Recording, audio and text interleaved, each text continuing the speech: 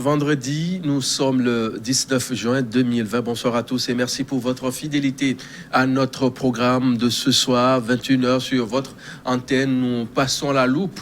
L'actualité portant sur la maladie à coronavirus. Ce soir, j'ai comme invité docteur Pamayo Awili. Elle est médecin généraliste. Avec elle, nous allons passer au pain fait ce thème. Covid-19, le port de cache-nez. Pourquoi et comment? Il vous en souvient.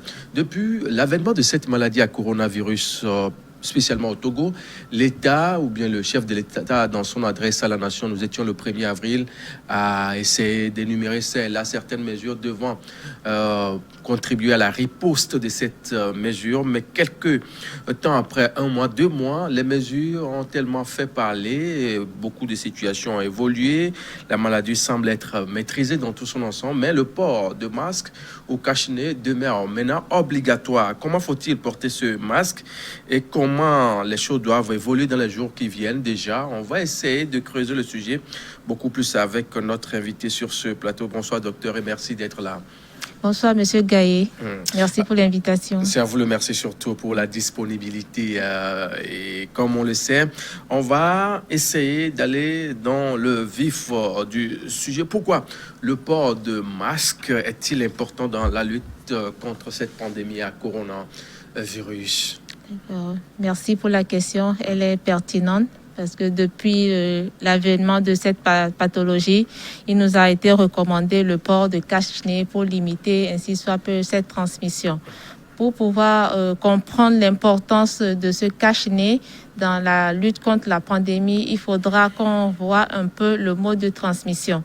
Nous savons que la maladie à coronavirus est une nouvelle maladie qui a apparu depuis près de 6 mois environ en Chine et elle s'est répandue dans le monde entier, y compris notre pays, le Togo.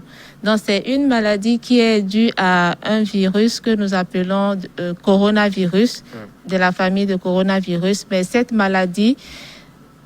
nouvelle maladie, la souche qui a été identifiée, c'est la souche que nous appelons le SARS-CoV-2, qui est responsable des syndromes respiratoires qui peut être bénin ou grave.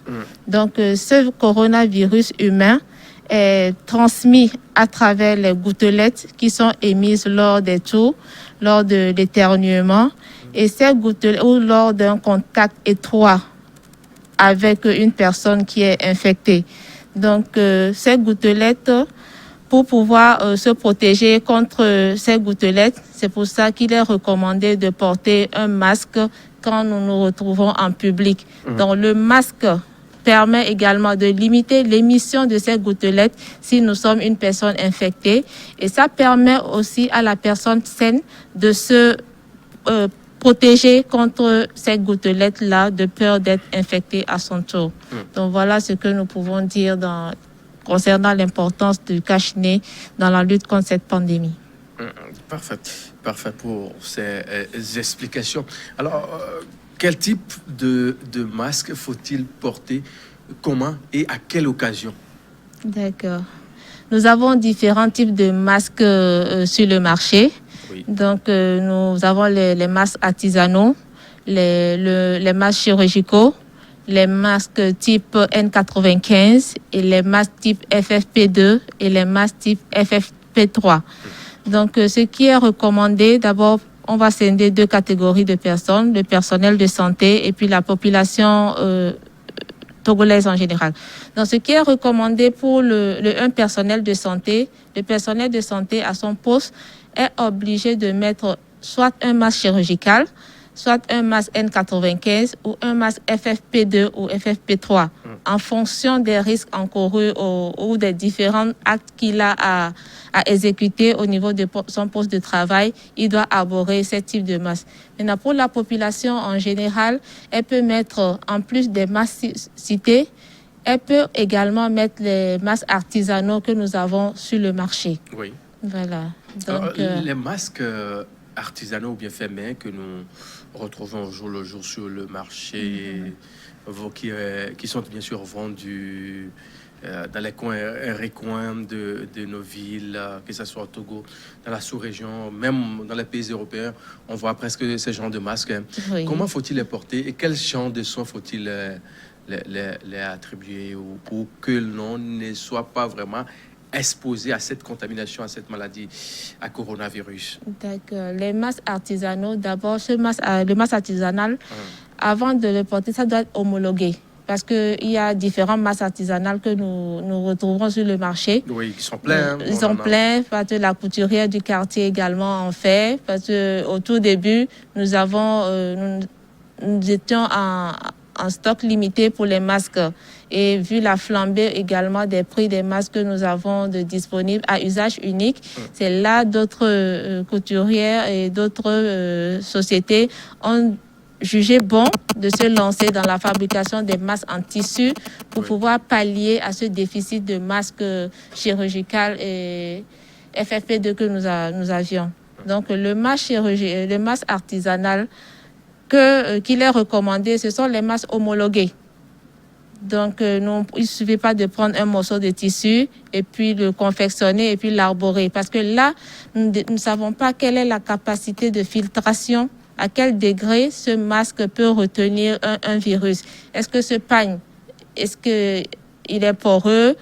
Nous n'en savons rien. Mais il y a certains masques faits en tissu, mais que l'université et certaines sociétés de la place ont mis en place. Parce que ce sont des masques qui sont fabriqués avec des normes et ils ont été également testés pour voir la résistance et la capacité de filtration de ces masques-là. Donc, ces masques peuvent être arborés comme la société l'a confectionné et voilà.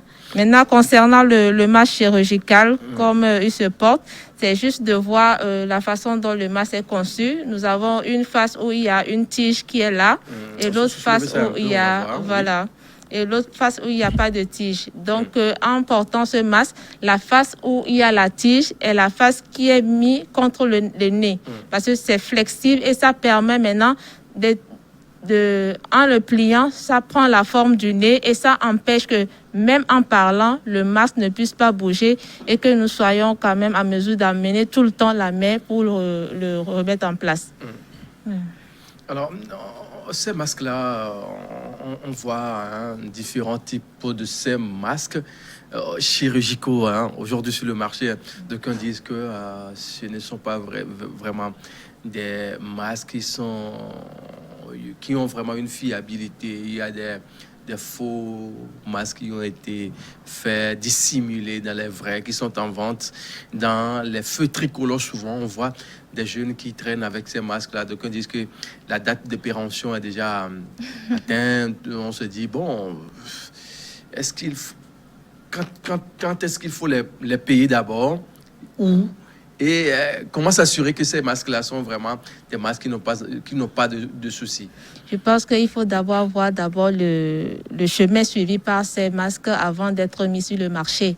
Donc, normalement, un masque n'atterrit pas dans un pays comme ça. Il va falloir passer par certains services pour tester de la bonne qualité, de la fiabilité de ces masques, de la bonne qualité et s'assurer que ce ne sont pas des masques périmés qui sont là. Et avant de le mettre sur le marché. Donc, nous appelons également au bon sens des commerçants de ne pas nous vendre du n'importe quoi, qui n'ont qu'à faire l'effort de nous donner les masques de bonne qualité, parce qu'il ne faut pas se fier seulement au profit, à la recherche de profit et vendre des trucs périmés à la population. Et nous aussi, population, en allant se procurer le masque, demandons à voir sur la boîte la date de péremption pour que nous soyons rassurés que le masque n'est pas expiré. Que ces masques ne sont pas vraiment à terme en date de péremption. On va maintenant s'intéresser à un point du port de ce masque-là. Il vous en souvient, juste après l'allègement de certaines mesures, c'est-à-dire les cordons sanitaires qui ont été levés pour permettre aux uns aux autres de circuler librement à l'intérieur du pays et autres. L'État a dans la foulée demandé à ce qu'on porte maintenant d'une façon systématique ces masques. Ce qui veut dire que le port de ces masques-là sont obligatoires. Alors, Quand est-ce qu'il faut les porter? Il faut les porter seul, quand on est sur les voies, sur sa moto, dans sa voiture, ou bien, bon, je ne sais pas, quand est-ce qu'il faut les porter vraiment? Parce qu'il y a un débat qui s'est fait autour et on a du mal à cerner vraiment le fond de ce qui doit être fait en ce temps de crise sanitaire. D'accord. Okay. Le port du masque est devenu obligatoire au Togo, je pense, depuis le 9 juin 2020. Donc, il nous est recommandé de porter le masque obligatoirement dans les lieux publics. C'est ce qui est recommandé par le président de la coordination. Et il a même précisé que si je suis seule dans ma voiture, je ne vois pas pourquoi je vais mettre le masque ou bien je ne vois pas pourquoi je serai interpellée parce que je suis seule dans la voiture. Si je suis à la maison, je ne vois pas pourquoi je vais mettre le masque si je suis seule dans un environnement. Donc, le port de masque est obligatoire quand nous nous retrouvons en public. Voilà. Si nous sommes dans un bureau avec 2 personnes, nous pensons qu'il est recommandé de pouvoir mettre le masque parce que vous partagez un environnement commun avec plus d'une seule personne. Et si quelqu'un est contaminé et il est amené à tousser, et si vous êtes à moins de 1 mètre de cette personne, les gouttelettes là peuvent être propulsées vers vous.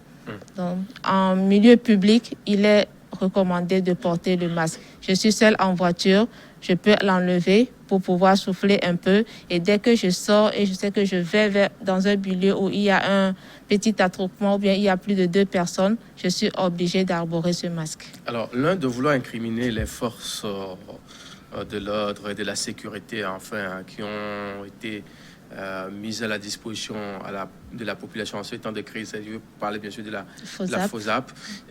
Il y a un fait dans les feux tricolores et certains ronds-points à Lomé, on voit ces agents-là qui courent derrière les conducteurs de motos, c'est là pour les interpeller. Il est bien vrai que chaque personne actuellement dans cette situation est consciente de ce qui se passe en matière de cette maladie à coronavirus. Et on dit, mais pourquoi vous êtes sur la moto, vous n'avez pas porté votre masque? Quand la personne essaie d'expliquer, ça pose un problème et on a de difficultés à cerner vraiment le fond de ce qui est fait par ces agents-là. Il est bien vrai que ce ne sont pas tous les agents. Hein. Il y a certaines personnes-là, parce que moi, avant d'arriver à ce niveau, pour cette émission de ce soir, j'ai eu à examiner certains faits là, parce que je devais être normalement directement venir au boulot sans même avoir de soucis. Mais j'ai fait le tour de la ville pour voir comment ça se pratique, les faits dans tout son sens. Parce qu'il y a des doléances qui ont été posées au niveau de certaines personnes qui disent que voyons-nous ça avec les forces de l'ordre pour qu'on ait la paix. Il est bien vrai qu'on a les masques, mais seul dans la voiture, on ne peut pas les porter. Maintenant, si on est peut-être à l'approche d'une foule ou bien des gens, on pense que c'est le moment de porter ça. C'est pourquoi nous voudrions avoir vraiment une idée beaucoup plus claire. Ce qui veut dire qu'en réalité, il faut le porter quand on est en public. Oui. On n'est pas seul, en fait. Mais quand on est seul là, ça ne vaut pas la peine. Hein. Oui, si on est seul et on ne prend pas le risque qu'une seconde personne viendra vers nous, je pense qu'on ne pourrait pas, on n'est pas obligé de mettre ce masque-là. Vous avez donné l'exemple d'un conducteur de moto. Il est à moto, il n'a pas son masque, l'agent de FOSAP l'a interpellé. Et je pense que la sensibilisation continue toujours. Parce que quand la levée du couvre-feu, nous avons noté la levée du couvre-feu et le débouclage des villes, nous ne sommes pas sûrs que beaucoup de gens sont conscients de l'existence toujours de cette maladie, parce que nous avons remarqué un relâchement de la population. Si je prends l'exemple de Lomé, un relâchement au niveau de la population concernant les gestes barrières, les mesures barrières. Nous avons l'impression comme si on a dit que nous avons levé le couvre-feu a été levé, et les villes ont été débouclées. Donc, ça veut dire que la maladie à coronavirus est finie. Non. Nous devons continuer à arborer ces masques-là, à respecter les mesures préventives, parce que c'est la meilleure arme que nous avons contre cette pathologie. Le conducteur de moto qui vient, il sort de sa maison, peut-être il se rend à un endroit donné, je ne sais pas, il n'a pas son masque. Et vous arrivez à un feu tricolore et le feu est rouge. nous remarquons qu'à ce niveau, il y a également des attroupements qui se... Voilà. Et d'autres motos qui essaient de faufiler parce qu'ils ne respectent pas la bande cyclable et puis la chaussée. Ils essaient de se faufiler entre les véhicules pour aller s'attrouper. Et dès que le feu vire au vert, ils prennent voilà, ils démarrent. Voilà, et voilà. Maintenant, si cette personne est au feu, le feu est rouge, elle ne met pas son masque, et à côté, quelqu'un aussi qui le fait. Vous voyez qu'on peut se retrouver avec 5 personnes ou bien une dizaine de personnes en même temps qui n'ont pas ce masque-là. Et si quelqu'un se mettait à tousser, au cas où il y a un patient qui serait asymptomatique, on ne sait pas, et il toussait, celui qui est à moins de 1 mètre de lui, je pense que ces projections-là peuvent l'atteindre et n'ayant pas le masque, le risque d'être infecté est élevé dans ce cas. C'est pour ça, même si vous êtes à moto, nous vous recommandons de porter le masque. L'exception peut être faite pour les gens qui sont en voiture. Dès que vous êtes seul dans votre voiture, vous pouvez quand même enlever le masque pour respirer. Mais dès que vous stationnez votre voiture et que vous devez sortir pour vous rendre quelque part, vous reprenez le masque et que vous mettez et vous vous rendez à l'endroit où vous souhaitez y aller. On est d'accord avec vous, mais il faut noter aussi que ce n'est pas aussi facile. Hein. C'est une nouvelle habitude. Et bon nombre de gens actuellement ont ces masques-là, mais le porter durant tout le parcours, seul peut-être sur la moto, c'est ça qui pose le problème. Si on ne sait pas jamais. Nous sommes en zone urbaine et je ne pense pas qu'ils aient à rouler la moto pendant peut-être près de 1 heure à 2 heures de temps. Voilà, si même je dois quitter à Déticopé pour le centre-ville, je ne pense pas aujourd'hui, on ne met pas près de 2 heures de temps pour faire ce trajet, même si on est en moto. Donc, il peut y avoir par moment, si vous vous sentez essoufflé, vous pouvez marquer un arrêt ou vous isoler carrément quelque part, vous enlevez le masque, vous soufflez un peu avant de le reprendre et vous prenez votre chemin. C'est la même chose également si vous êtes en réunion ou bien vous êtes dans une salle. Je prends notre exemple, je suis en consultation, je mets mon équipement de protection individuelle face au patient qui est là. Mais dès qu'il n'y a pas de patient, je suis seule dans le bureau, j'enlève le masque, je prends une bouffée d'oxygène et puis dès qu'un patient revient, je le reporte et puis je continue ma consultation. Parfait, docteur. On va s'intéresser un peu à ce port de masque dans les marchés. Dans les marchés, que ce soit à Lomé ou à l'intérieur du pays. Vous avez quand même eu la chance de faire le tour de certains marchés, puisque vous êtes une dame. C'est une habitude finalement pour les dames d'aller faire des emplettes, ça et là. Bon, voilà. Quand vous entrez dans les marchés, c'est respecté quand même? Quand nous entrons dans le marché, on peut dire que c'est à moitié respecté.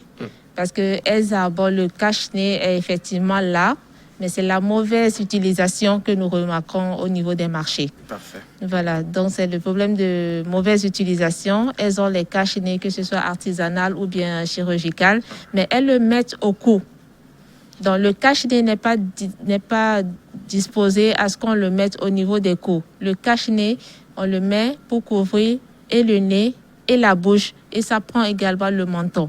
Donc ça, si vous avez le cache-nez, parce que on dit il y a la force spéciale qui sillonne parfois les artères du marché pour rappeler les gens à l'ordre, on ne met pas le cache-nez pour la force spéciale. Non. Le cache-nez, c'est pour votre propre protection. Donc nous devons le mettre au niveau de nos coups. Et l'autre mesure qui doit être aussi respectée ou bien au niveau des marchés, c'est la distanciation sociale. Est-ce que cela est possible? Cela peut être possible si nous avons de l'espace. Si je prends le cas de certains marchés qui sont au bord de la route, s'il y a encore de l'espace, il est promis, chaque femme peut avoir un stand et vous laissez un petit espace entre ces stands-là pour que... Aujourd'hui, c'est beau ce que vous dites, mais... Non, si nous décidons de refaire ça, c'est vrai que peut-être vous allez me dire qu'il n'y aura pas suffisamment de place pour certaines dames. Non, pas suffisamment de place, mais pratiquement tout le monde a envie de faire quelque chose, avoir une activité au bord des voies. Vous savez qu'avec, bien sûr, l'électrification des voies, surtout dans la capitale et à l'intérieur du pays, beaucoup de personnes... Avec cette histoire de Covid, nous avons vu que nous ne pouvons plus vivre comme la normale. Nous ne pouvons pas, et beaucoup de choses doivent changer. Il y a d'autres secteurs d'activité qui ont en pâti, qui en ont payé le lourd prix parce que les activités ont cessé. Et même ces revendeuses-là, elles n'ont pas pu continuer leur activité. C'est pour cela qu'il y a un programme qui a été mis en place pour pouvoir leur venir en aide. Maintenant, si on va reprendre, le programme a été suspendu et on pense que non, vu la stabilisation des cas de cette pandémie, il y a d'autres secteurs d'activité qui peuvent reprendre leur activité, notamment les revendeuses de marché. Donc, reprenons nos activités, mais revoyons comment nous pouvons nous réorganiser pour que nous puissions lutter contre cette épidémie. Parce que c'est la personne elle-même qui est à risque. Voilà, si je ne fais pas ça pour le gouvernement, je ne fais pas ça pour plaire à telle personne, je fais ça pour ma propre protection. Je pense que si cela est intégré par tout le monde, nous pouvons arriver à vaincre cette pandémie, à rompre la chaîne de transmission de cette maladie. Alors, les personnes les plus pointées dans cette affaire de la contamination aujourd'hui, c'est surtout ceux-là qui sont souvent dans les lieux d'attroupement, les marchés, et puis nos amis, les conducteurs de taxi-moto, qui sont appelés à côtoyer plusieurs personnes dans la journée. Et force est de constater que la plupart d'entre ces personnes-là sont conscientes que on doit porter les masques, mais elles en ont, mais ne portent pas vraiment. Que faut-il faire justement à ce niveau? Je pense que c'est toujours la sensibilisation. La sensibilisation pour les amener à comprendre le bien fondé du port de ce masque et le bien fondé du respect des mesures barrières. Donc la sensibilisation, ça se fait déjà avec les affiches qui sont installées un peu partout dans la ville. Ça se fait aussi à travers les émissions que nous faisons comme ça. Et ça se fait également dans les émissions radio, ainsi de suite. Et ça se fait également un peu partout.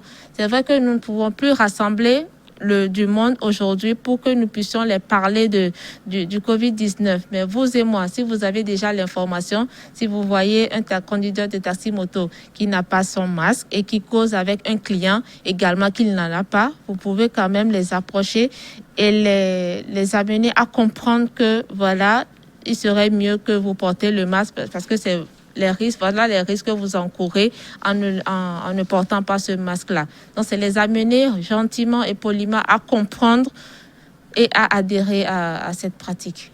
À part ces gens-là, il faut aussi parler des conducteurs interurbains, ceux qui font certaines villes de l'intérieur du pays qui font des allers-retours durant toute la journée, qui également ont des gens en nombre dans les voitures, malgré les interdictions ça et là. Et il faut qu'on essaie également de voir avec les préfets, les maires, puis les chefs quartiers ou de village pour qu'on essaie également de procéder à une autre sensibilisation parce que, quoi qu'on dira, on doit vivre avec la maladie. Nous devons vivre avec la maladie et je pense que le gouvernement, en prenant les dispositions pour lever le débouclage de ces villes, a pris également d'autres mesures. Parce qu'on supprime certaines mesures, mais d'autres mesures ont réapparu et que nous devons tous respecter ces mesures-là, peut-être dans les prochains jours, sous peine de sanctions ou bien sous peine d'être réprimandés. Donc, les conducteurs de taxis et de bus interurbains, ils ont des recommandations à leur niveau et le nombre de places des passagers a été revu. Oui. Voilà, pour les taxis de 5 places, je pense qu'il doit avoir, en plus du chauffeur, deux autres personnes. Un à l'avant et deux à l'arrière, en plus du chauffeur. Et eux tous doivent porter le masque. Et avec les bus de 9 places, je pense que les places sont limitées à 5. Les bus de 15 places, les places sont limitées à 8 avec le chauffeur. 9, oui. Et pour les bus de 70 places, les places sont limitées à 30 avec le chauffeur. Donc nous devons tous respecter ces nouvelles mesures qui ont été édictées pour qu'ensemble nous pouvons limiter la chaîne de transmission. Et je pense que la force spéciale anti-pandémique, elle n'était pas là uniquement pour veiller au couvre-feu. Le couvre-feu a été levé, ça ne veut pas également dire que, non, que le travail de la force est terminé. Non, cette force également est déployée un peu partout sur les artères sur les routes nationales et interurbaines pour voir si les mesures octroyées au niveau des du domaine du transport est respecté. Donc, je pense qu'ils sont en train de s'y atteler. Il y a quand même un autre contraste qu'il faut souligner dans cette émission. C'est avec nos amis, ceux qui ont des débits de boissons, où il faut quand même exiger le lavage des mains systématique, le port de masques, pour avoir accès à l'enceinte, bien sûr, de ces bars ou bien de ces lieux de restauration, ça et là. Mais à l'intérieur, il y a un autre problème. C'est qu'on sert les gens avec des verres. Est-ce qu'il n'y a pas un problème là? Oui, ça peut être un problème. Les mesures barrières sont là. On sert avec les verres, mais il faut quand même prendre soin et vérifier, voir si les verres sont bien décontaminés avant l'utilisation par les autres passagers. Mais ce qui peut être recommandé, c'est peut-être de passer à l'usage des verres jetables. Mais si on fait fi de l'utilisation de ces verres que nous avons un peu partout dans les maquis, donc ce qui est recommandé, c'est que ils doivent revoir la façon de laver les verres. Et avec quelle solution il faut laver les verres. Je pense que cette mesure existait bien avant cet avènement de coronavirus.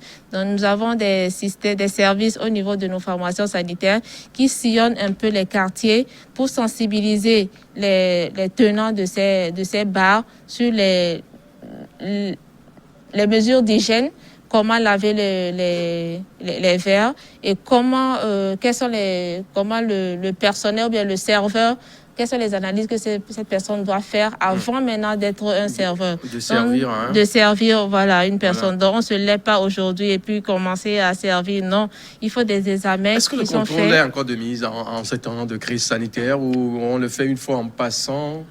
Je pense que pour nos programmes, notre activité au niveau des formations sanitaires, il y a 4 sorties qui sont prévues par mois. Mais avec cette histoire de Covid où les bars ont été fermés, donc cette activité a été un peu suspendue.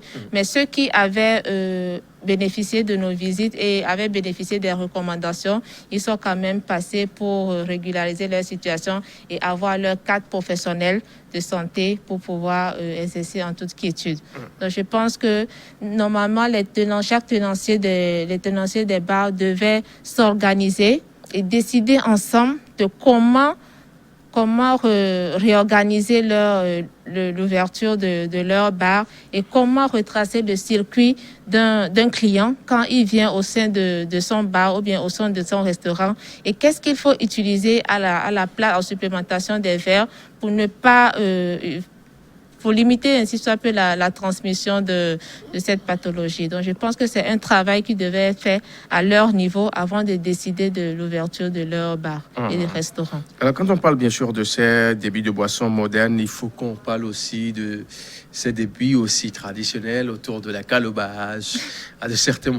vous convenez avec moi qu'à ce niveau-là, les règles hygiéniques sont plus ou moins bafouées. Il faut servir avec de la calebasse à 2-3 personnes à tour de rôle, on s'assoit et puis on discute à bâton rompu avec de la gaieté. On continue pas à voir ces genres de comportements à de certains endroits de la capitale, même à l'intérieur du pays.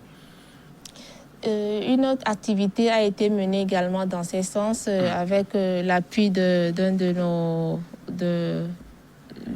nos fondateurs, d'une structure de la place et qui nous a demandé de faire appel au relais communautaire pour aller dans ces cabarets pour pouvoir procéder aux sensibilisations, rappeler le port de cache-nez, rappeler la distanciation, surtout dans ce cas. Ouais. Mais vous convenez avec moi que la calebasse de tchouk bien remplie, ça passe par la bouche. Oui. Et si on nous demande de porter le cache-nez, comment va-t-on faire? Faut plaisanter. D'autres disent que non, qu'on devait faire un trait avec une fermeture. Et là, nous procédons. Non, cela ne devait pas être ainsi. Et que si vous avez en 7 ans de pandémie, il faut que nous-mêmes nous revoyions nos habitudes. Hein? Voilà. Si j'ai envie d'une calebasse de tchouk, je peux rester chez moi à la maison, demander à ce que, envoyer chercher ma ma calebasse de chouk et je la prends tranquillement à la maison. Ça m'évite d'utiliser une calebasse peut-être qui a été déjà utilisée par une autre personne et qui est mal lavée. Et ça m'évite également de me retrouver en attroupement quelque part pour pouvoir contacter cette maladie. Voilà, merci bien pour ces explications, puisque les masques, c'est de ça qu'il s'agit dans cette émission de ce jour. On va encore dire un mot sur les masques pour poursuivre dans cette émission. Mais en attendant, on va jeter un coup d'œil sur les statistiques, c'est-à-dire la situation au Togo à la date, bien sûr, de 18 juin 2020.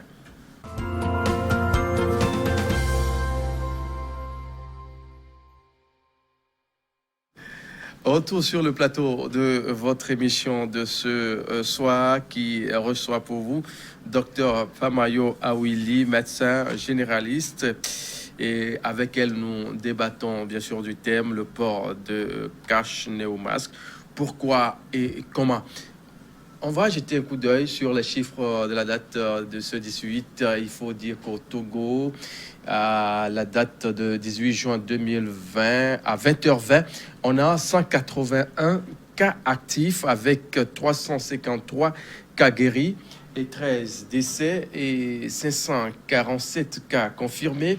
Au total, pour 26 759 nombre total de tests effectués sur toute l'étendue du territoire national. Ce qui veut dire que le Togo, quoi qu'on dira bien sûr de la situation de Covid-19, les choses s'améliorent au jour le jour, au vu bien sûr de ce qu'on a au tableau actuellement avec les 353 cas guéris. Et les gens se demandent, mais qu'est-ce qui fait le miracle togolais, docteur? Nous saluons ces chiffres, c'est quand même encourageant et nous notons ces dernières semaines une tendance à la stabilisation des cas avec un reversement de la situation où nous avons plus de guérisons que de cas actifs. Nous saluons le courage et la bravoure du comité et des collègues qui sont actuellement dans les différents centres de prise en charge. Et nous saluons également le courage de la population qui respecte quand même les gestes barrières, ce qui nous amène à ne pas avoir plus de cas ces derniers temps. Et les cas, il faut dire qu'en ces derniers temps, on les compte au bout du doigt, c'est pas vraiment ça. Ce qui veut dire qu'il y a plus ou moins une conscientisation. Hein. Il y a une conscientisation.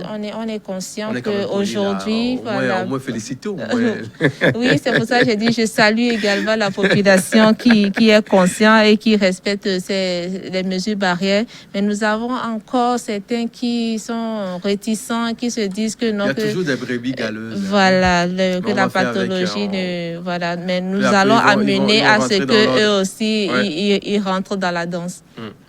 Ils vont rentrer forcément dans la danse au vu bien sûr de la situation. On sait que au Togo, dans la sous-région, c'est le Togo qui semble être le premier pays qui s'en sort plus ou moins bien.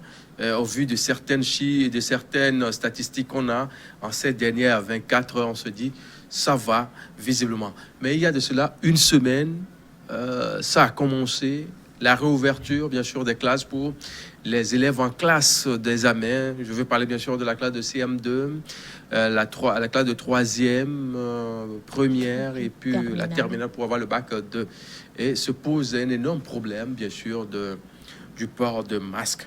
Le constat est clair qu'à dans les lieux, dans les établissements, ils respectent vraiment systématiquement ce port de masque. Mais une fois la sortie, on les voit, on largue les masques là, d'aucuns les balancent derrière, au niveau de la nuque, d'aucuns la descendent, d'aucuns, s'en fichent pas mal. Est-ce que c'est rassurant, ce genre de comportement? C'est pas rassurant. C'est là nous allons dire que nous n'allons pas lâcher prise et que nous demandons également aux enseignants et aux parents de continuer à parler aux enfants, en les sensibiliser sur l'utilisation de ce cache-nez, de ce matériel, parce que c'est tout nouveau pour eux.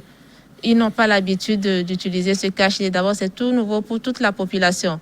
Le cache-nez était réservé pour les professionnels de santé ou bien pour certains professionnels qui utilisent la peinture ou bien certains matériels pour certains travaux. Donc, le cache-nez est tout nouveau pour eux, mais il va falloir que nous les expliquions pourquoi ils portent ce cache-nez. Donc, d'autres diront que non, oui, c'est parce qu'on me l'a donné à l'école que je le porte. Vous le portez pourquoi? Donc, amenons-les à comprendre pourquoi il est bon de porter ce cache-nez. Et je pense que s'ils comprennent, ils n'auront pas à le mettre derrière la nuque, comme vous l'avez dit, ou bien une fois quitté la classe, ils le mettent dans le sac parce que c'est le professeur ou bien c'est l'enseignant qui a demandé à ce qu'ils puissent porter le cache-nez. Non, ce sont des enfants. Ceux de la classe de CM2, ce sont des enfants. Expliquons-les le bien fondé des cache-nez. Pour les petits, c'est encore mieux. Hein? Ceux qui sont au niveau, bien sûr, des lycées. Ceux qui sont au niveau des lycées, je pense que c'est quand même... ils peuvent mieux comprendre que les petits, mais amenons-les à comprendre le bien fondé. Et ce que j'ai remarqué aussi ces derniers jours, dès qu'ils sortent pour rentrer à la maison, ils constituent encore des petits groupes. Oui. Voilà, et ils s'acheminent vers le chemin de la maison comme ils le faisaient à l'époque où il n'y avait pas le Covid. Il faut qu'on leur dise que non, ces habitudes sont à bannir. Voilà, il faut changer le mode de vie, le mode de comportement et pour que nous ne puissions pas enregistrer un cas de Covid dans ces écoles. Merci. Justement, puisqu'on parle des masques, est-ce que en réalité les masques artisanaux protègent-ils aussi bien contre le Covid-19? Parce qu'il y a un tas de débats qui se fait autour. Hein? Les masques artisanaux homologués, voilà, qui répondent aux normes qui sont définies, protègent aussi bien contre... Vous êtes d'accord avec moi que quand je sors peut-être... Si je sors, il y a des structures qui ont mis sur le marché ces masques-là. Il y a des structures, même l'université de Lomé a fabriqué ces masques-là et ils ont même testé pour voir si ce masque protégeait mieux, aussi bien que les masques chirurgicaux et N95 et ils ont vu que non, ces masques ont été conçus pour que dans les mêmes conditions que le masque chirurgical, ça a été conçu parce qu'ils disent qu'il faut respecter le système de 3 bandes et certaines normes qui sont requises pour que 3 bandes, c'est pas aussi facile. Hein. Vous convenez avec moi quand on double peut-être nos pagnes là et ça dépend aussi de la matière de tissu qui est. Mais retenons que ils se sont pas levés aujourd'hui un bon matin comme ça et commencé à fabriquer. Non, ils ont eu des instructions, ils ont fait des recherches et après la fabrication, il y a eu des tests qui ont été faits pour voir est-ce que ce masque-là, ça peut tenir et ça a une capacité de filtration aussi bien. Mais à côté de ça, on vous dira que c'est une question de moyens. Je pense que ça a été subventionné et que le prix a été revu à la baisse pour que cela soit accessible à tout le monde. Outre les masques, bien sûr, fabriqués par l'université, on a des masques avec nos couturiers ordinaires qu'on vend ça et là comme de petits pains au sein de la population. Donc, ce qui veut dire que ces masques-là, on a des soucis. Hein? Avec ces masques-là, nous ne savons pas dans quelles conditions ça a été fabriqué. Nous ne savons pas quelles normes elles ont utilisées pour la fabrication. Ça n'a pas été testé pour voir la capacité de rétention des particules. Donc, nous ne pouvons pas dire que voilà, ce masque protège aussi bien que les autres masques.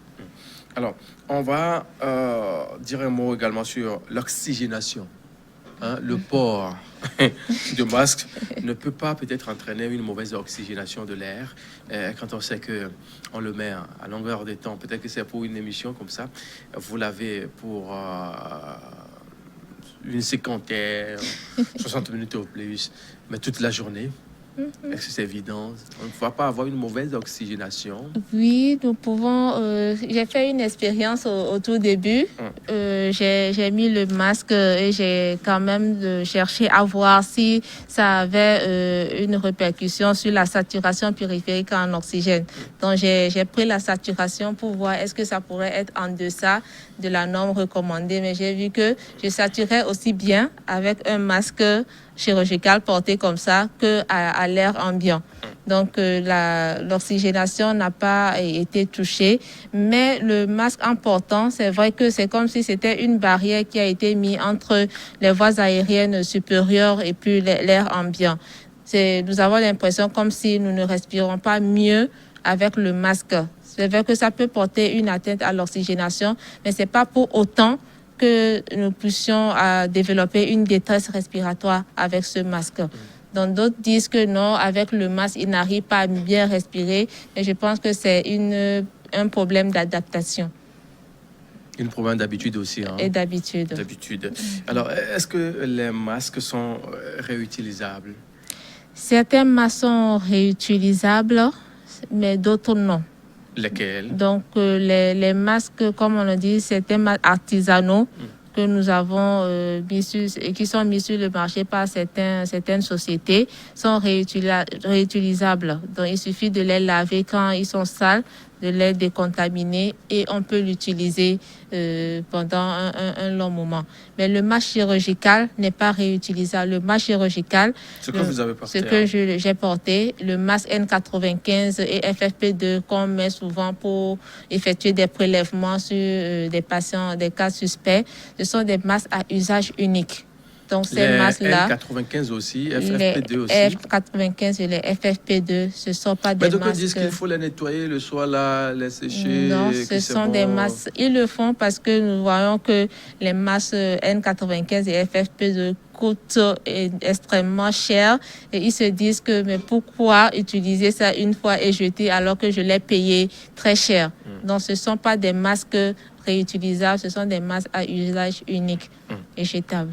Alors, après usage de ces masques-là, que faut-il faire de ces derniers? Okay, merci, parce que c'est un problème également que nous constatons. Nous constatons les masques qui sont mélangés à nos ordures ménagères et ceux qui viennent ramasser, on sait que souvent certains ne sont pas équipés avec des gants de ménage pour pouvoir ramasser ces ordures. Et ils sont exposés à cette pandémie et à d'autres maladies également. Donc, ce qui nous est recommandé, si nous avons les masques chirurgicaux, nous avons opté pour porter le masque chirurgical et qu'après l'utilisation de ce masque doit être détruit, c'est-à-dire brûlé. Donc, ne le mettons pas dans les ordures ménagères pour que celui qui vient ramasser puisse être exposé. Donc, ce masque doit être brûlé. Le comble, c'est qu'on voit les enfants, quand on les ramasse comme ça, on débrouille, il y a certains enfants qui prennent ça, qui en font Tortue Ninja, oui, comme on a l'habitude de voir dans les films. Les enfants sont ce qu'ils sont. C'est voilà, on ne sait pas qui l'a jeté. Oui. Et si la personne avait pris soin de détruire, de le brûler, je pense que cet enfant ne prendrait pas ce masque pour pouvoir arborer de peur de pouvoir se contaminer avec. Donc, le masque chirurgical, le masque N95, après utilisation, doit être incinéré. Et le masque artisanal homologué peut être décontaminé, lavé et réutilisé. Avec de l'eau et du savon. Avec de l'eau et du savon. Javel, et si possible. Du chlore si possible. Et séché et réutilisé. Docteur, on est pratiquement à la fin de l'émission. Je vais prendre votre dernier mot. Okay, merci. C'est un appel que je lance à la population togolaise et à la population du Grand Lomé.